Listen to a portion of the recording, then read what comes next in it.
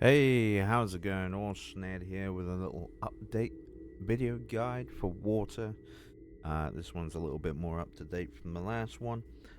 Obviously, a lot has changed. We've gained a lot of cool things. We got some new artifacts. We're getting more artifacts, and yeah, a lot's going to be changing. So, we're going to jump into it. So, with the loadout, I jump straight into the loadout here for the DPS. We have High Tide. Okay, I'm going to explain why we're running High Tide, and I'm going to explain how this rotation actually works and how we do it and all that. The reason why I have these the way I have them is just I find it the most comfortable doing it this way. But potentially you want to start off with the Spore Pod. What this is going to do is it's going to throw a poison spore at the area, and they're going to take a ton of damage infliction over time, and then they're going to take more damage over time as it proceeds through the course of the time, right? So we clip Spore with High Tide. We then hit Aqualance, okay? And if we read very, very carefully, if High Tide, Aqualance deals damage over time, okay? But then it removes the High Tide effect. But it's proccing extra damage. So in theory, we're actually double stacking the DOT damage pressure of these two abilities. It's very, very fucking strong. Okay? And then we have Soul Signature. Soul Signature is from the artifact, the Candle of Necron artifact. So that's the ability what you get for that. All that does is it does a ton of damage in a big AoE burst potential, right? And then we spam Tsunami Strikes. In turn, what actually Tsunami Strikes is actually doing is, if you read it here, look, it says tap range Tsunami Strikes, continue striking enemies, torrents of water dealing damage to them, okay? But every time that you are doing said combo, each strike of Tsunami Strike against your target reduces the current cooldown of High Tide by 4 seconds. So every time that you're comboing, you're actually taking this one down very, very quickly. And in this rotation, it works so clean that this is ready when this is. Okay? So yeah, very, very nice. But let me jump into the allies real quick. So with allies, we are rocking Superman, Luck of the Draw, Warrior's Resolve. This is just my personal preference. You can run other cards or allies or whatever you want to run a different ally set. You're more than welcome to. Okay, I just run this. I think this is just personally best in slot for myself. You know, on how I play. Okay, so it's a personal preference thing. You don't actually have to run this, but just know if you are gonna change these guys up, your numbers may be a little bit different. They may be better, they may not be better, okay? So just take that into consideration. In terms of my artifacts, we are running the Omega Totality, okay? Which is a huge finisher power. It does a load of damage, real nice. We are rocking the E-Bomb. So we're stacking all of our might, and then whenever we use this, we're just getting all of our power back because we're cancelling with a finisher, which cuts this all off and gives us all of our power back, right? So it's really, really good for sustain. And then we have Candle, okay? So next patch, which is in a few days, we're going to be getting 2 more artifact slots, okay? And with them 2 artifact slots, what I've heard is they're going to be at a lesser percentage, but they're not going to be at full whack sort of thing. They're going to be at a lesser percentage, right? So I got a theory what I'm going to do. Okay, this is what I'm going to try out. So I'm going to try Grim, and I'm going to try Strategist with what I have currently. If that is no good, right? I will opt out for the transformation card for the strategist card. And the reason why I'm going to go this route with this power is because I do a lot of DOT damage, right? So if we take that into consideration, obviously we get an extra critical chance to do critical ticks with transformation card, right? And then with the strategist card, if we read it when we get up to the when it's ranked, obviously, we're gonna get the double proc chance of tactical advantage, increasing the potency of tactical advantage by 30%. So what that means is every now and again, if we critically hit, we're gonna get double the tick. Okay, it's gonna just start ticking for double, right? And then if this is at 200, it's then increased by 30%, right? That is huge. Obviously, we're not gonna get the 30%. We're not. These are just rough estimate numbers, what we're seeing here, because this is just how the artifact is. We're not actually gonna know the correct numbers until it arrives. But say it's 10%. I mean, that's still a ton of damage. Okay. So that's what I'm going to be doing. You could do a scrap, you could do a Gemini, but the thing is, with my current loadout, we do not run any supercharge. Okay, so I thought, oh, maybe I'll do a Quizlet, right? Quizlet's going to be irrelevant because I'm not using the supercharge to get that benefit from Quiz. Hence why I said Grim.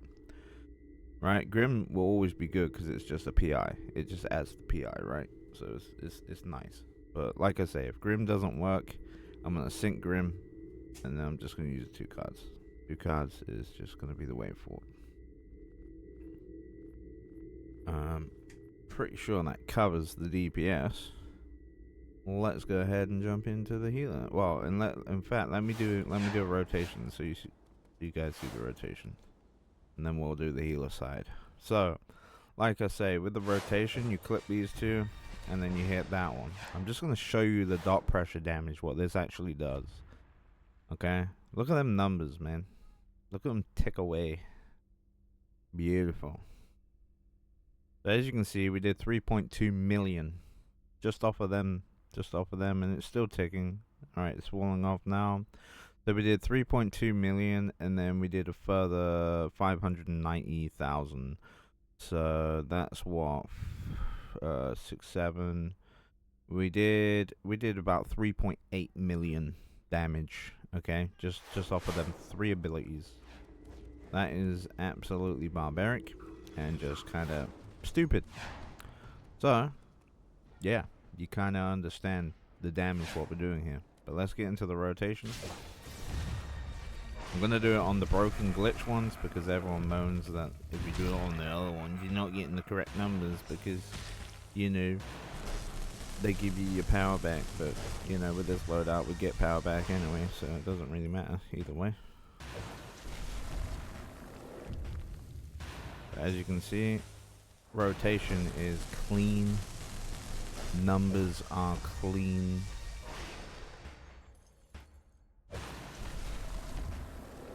And that is the rotation, baby. Very easy, good sustain. Everything's good, right? Very, very nice. So let's have a look at these numbers. So as you can see, we did a 7.7 here, 7.3, a 9.8, baby. I've seen higher than that though. I have hit like a 10. There's a 10 there. Wait, that's not a 10. But yeah, we definitely hit good numbers nonetheless. I mean, that's near enough a 10, dude. I'll take it. That's not bad for water might. Okay, let's face it, chat. You know, water might. It's not the strongest, but I'm pretty impressed with this one. It's pretty good. What else have I not covered? Obviously with my ally things here, obviously I just run Alfred, Henchman, and a supply drop with the orbital, you know, standard Standard biz, you know. This is what it is. Okay, let's go ahead and jump into the healer. So with the healer build, this one is a little bit different. And the reason why I'm going a little bit different with this one, and we have a damage ability on my bar, is for good reason. Okay, like I say, next update is in a couple of days, right? Let me move all these back up here. And we're gonna get 2 more artifacts. Okay, so like I say, you can go scrap and you could go Gemini and be a scrap Gemini healer. That means that you'd have to run a supercharge. By all means, if you want to do that, go that route. If you want to use the Orb of the Orion, go and use the Orb of Orion. Okay, I'm not telling you what to do and what not to do. This is what I'm going to do. Okay, I am going to run the Star Heart Fragment. The reason why is because it gives everyone just additional health.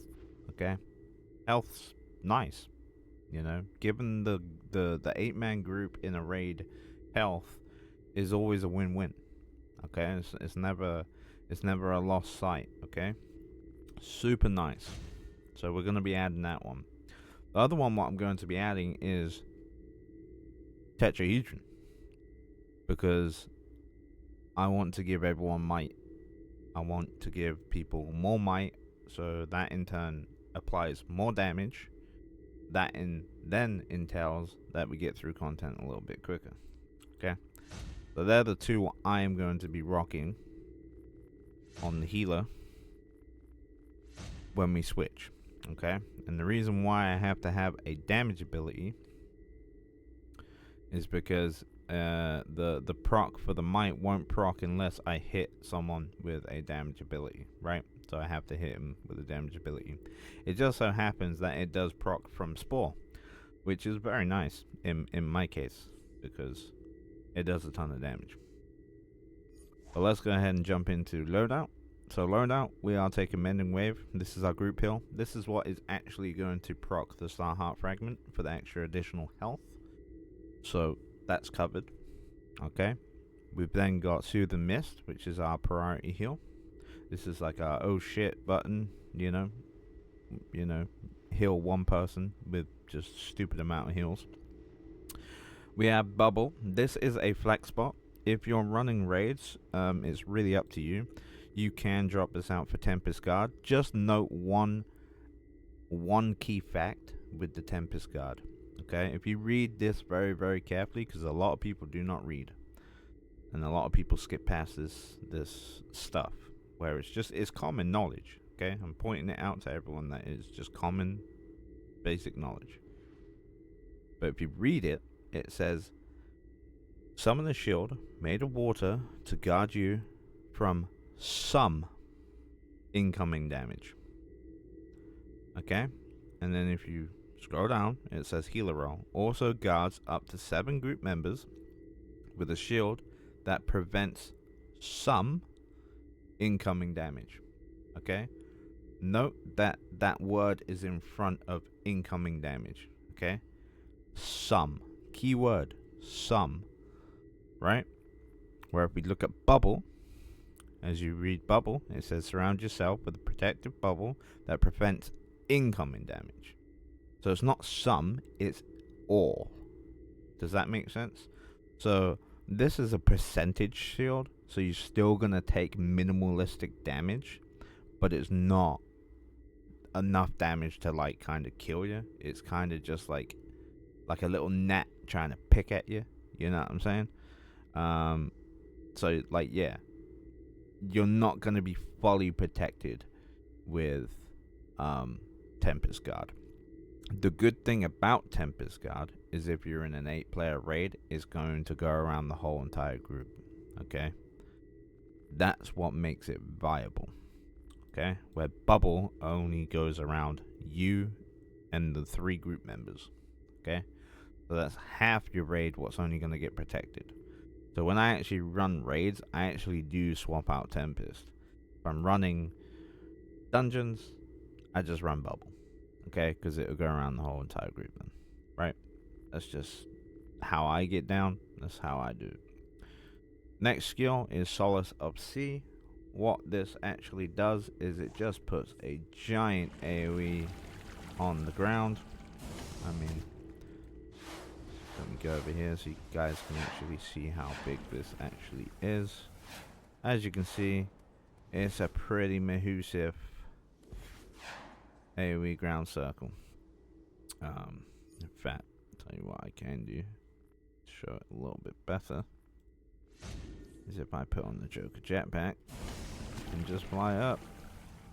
But as you can see, that is a very big circle. Okay, very, very, very big circle.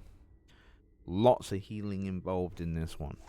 Okay, our next skill makes it even better because when we put one down, we kill it with Riptide, and that literally resets this skill, and then you put the second one down. Okay, so there's one, and there's two. So now we have double the healing going out consistently. Very, very, very strong. And those three abilities are clippable. Okay, same with the Tempest Guard. If I was to get rid of that and put Tempest Guard on, it's still clippable. Okay, very, very nice. This is why I like water. Water is a very strong healer. Okay, in terms of my artifacts, like I say, we're running Page, Purple Healing Ray, Transformation Card. This is like the three most important ones as a healer currently. But like I say, when they add the 2 slots, I am going to go for Star Heart Fragment and Tetrahedron. That's just my preference. You can do whatever you want to do. This is just how I'm going to be doing mine, and I think it's going to be very viable. Okay. Another thing to note, if I put my back on so we got the correct stats. So if I hop into stats here, you can see we got quite high might. We're at 349,904 might as a healer. I mean, that's pretty nice. You know, it's just gear related stat bonuses, really. There's nothing really extra going on. In terms of how I've spec'd, obviously I do weapon mastery into the brawling, into the martial arts, and then I get the tap hold for the brawling, which is just that, which is by far I think the best AoE damage, you know, and it's just the best for a healer in my opinion.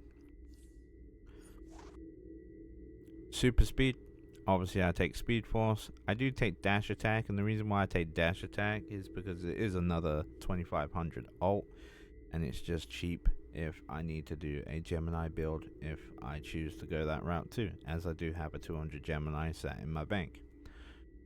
Obviously we take the Restrict and the Resistance.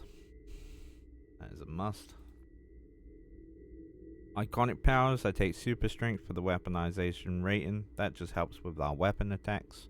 And also I take Spore Pod. Okay. In terms of how I'm spec'd, okay, we take super powered. Always super powered. I don't like this hybrid one, and the 5% resto is kind of fucking irrelevant, to be honest. So I'd rather take this because we're getting double the might, we're getting more power and regeneration. We don't typically need this extra 5 resto. It's so fucking small, it's pathetic.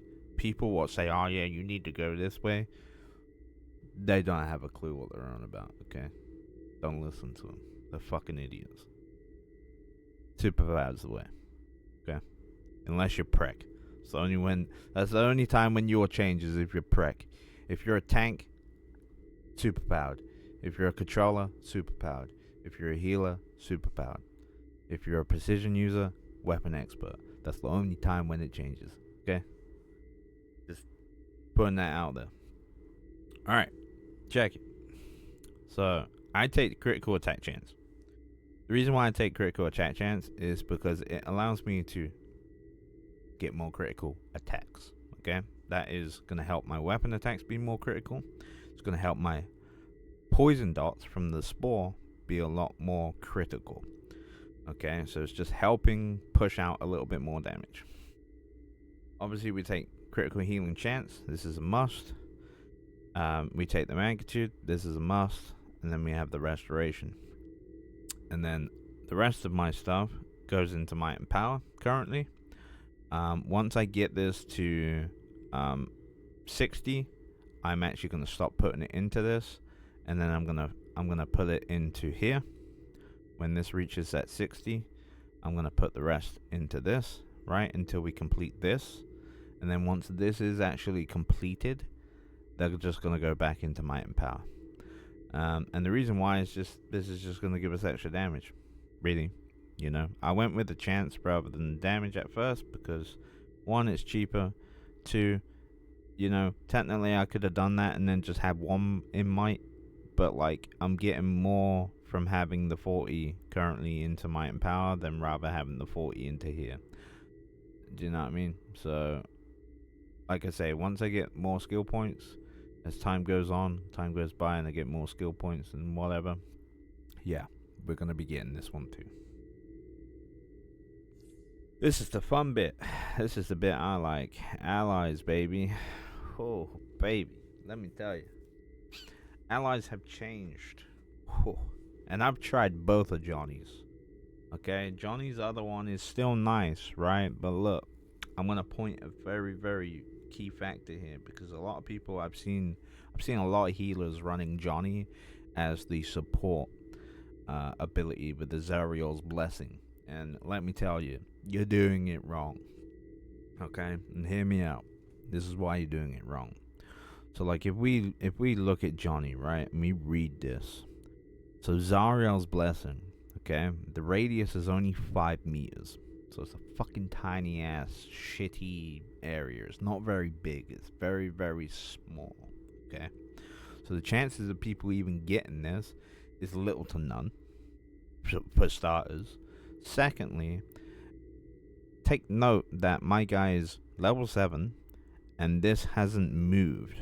So they're only getting the same buffs the more you rank it up. So you could be level 10 and you're only going to get 5 defense, 4 might, 2 prec. That is pathetic. This is why I'm running him in slot 1, because we're already outweighing the 5 defense, right? We're already outweighing the 4% might, and we're already outweighing the precision. So I'm really buffing the group completely. Okay, on top of that, we're also getting more damage done. And then on top of that, the radius is double. Okay? Yes, the cooldown is completely and utterly different. But this cooldown is still very relatively quick. Okay? 90 seconds is still very, very quick in the face of raids. So I think having Johnny as number 1 is just way more beneficial than having him anywhere else. Okay, so now you guys are probably thinking, why the fuck is he running Cyborg? Why the hell is he running Task Manager? Why has he got these two people? Like what is he doing with Oracle and thingy? Like what the hell is he doing? Right? Hear me out. Okay? I don't need fucking controllers. I don't need flood of power. I can literally sustain and self-sustain in any fucking raid, even elite, very, very well. Obviously in elite and elite plus, you lose the power tick unless you have a controller. Okay? So when we don't have a controller and we're in that, I can sustain pretty goddamn well. Okay? Because I'm potentially a battery for myself. I'm literally a troll disguised as a healer. Right? And the reason why I say that is because obviously we're taking the base passive power.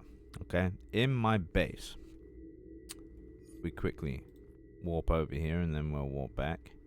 If I quickly warp to my base and show you what I've got in my generator, this is why my sustain is just key.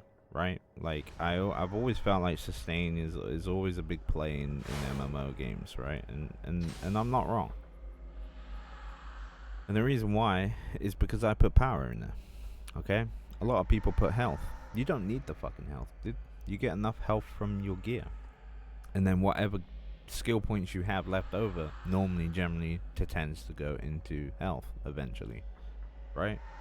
So you don't actually need health. Health's irrelevant. So I've always taken power. And then I do Restro. And that doesn't change. Even if I could switch to a tank, I keep the Restro. And the reason why I keep the Restro as a tank is because you get enough dominance from your gear. So you don't need the extra dominance. And then obviously might, prec, whatever your choice is, right? And then obviously you can see with my mods, I got the 2 might, and then I take healing conversions for the priority heal, and then I also take field medic. The reason why I do that is because, you know, I tend to heal a lot more than what I do DPS. Let me hop back over. So yeah, it's one of them things. Because we are rocking Cyborg, and we're getting all that additional power, he actually scales with them power generator mods, and a lot of people don't realize that, okay? But he does. He scales with them. So if you've got health in there, yeah, he's probably not doing a lot. He's probably only doing the 30% what you're getting from him, right? But because I've got extra additional power in my generator mods, I get the 30% passive power from him, but then I'm also getting that additional extra power gain because I've got the power in my generator mods. Does that make sense? And it's the same with Oracle. Oracle does the same thing. So with Oracle, if I just use 6 abilities, is it? So when I pop my shield now, I'm gonna get 86,000. We're getting 86,000 power back, dude. Okay, that's ridiculous. It's just ridiculous, right? It's just stupid. That is like is overkill, right? But I do this because then I don't need to rely on a controller. Most controllers nowadays are shit. They're lazy. They don't want to do shit. They don't want to debuff. They don't want to do nothing. Right? They're just garbage, right? So at least if I'm doing elite content and whatnot, this is actually benefiting in elite content because, you know, like I say, if you've not got a controller in the group, you're losing out on the power sustain. Okay? And you could argue, well, you don't need them, and you could go with flood of power or whatever, you know, and do that. Yeah, cool. But then I'm not going to be able to run what I'm going to be able to run, what I want to run, right? So this is another way to break through that barrier. Let me show you what damage this does. We'll do it on the broken ones because everyone moans. If I do it on them or them, everyone bitches and moans. So let's do it on the broken one. Watch how much damage this spore does. And this is as a healer, okay? This is just as a healer. Bear in mind, I'm not getting them might buffs either from Tetra currently. So next patch, it's going to be a little bit higher.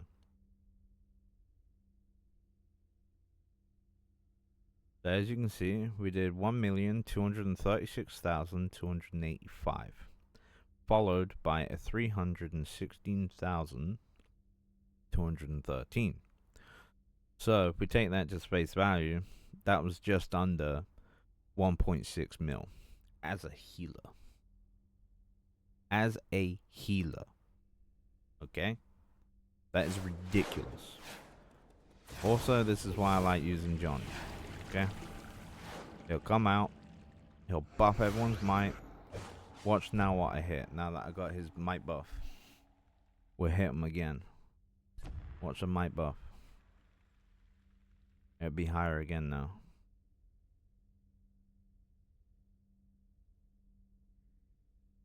Slightly higher. 1.3. Slightly higher. 1.3. And then 112.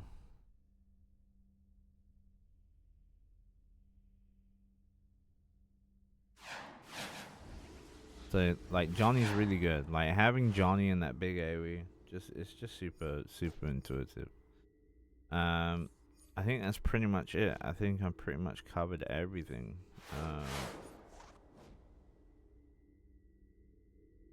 You know, pretty much done everything. But yeah, that's the loadout.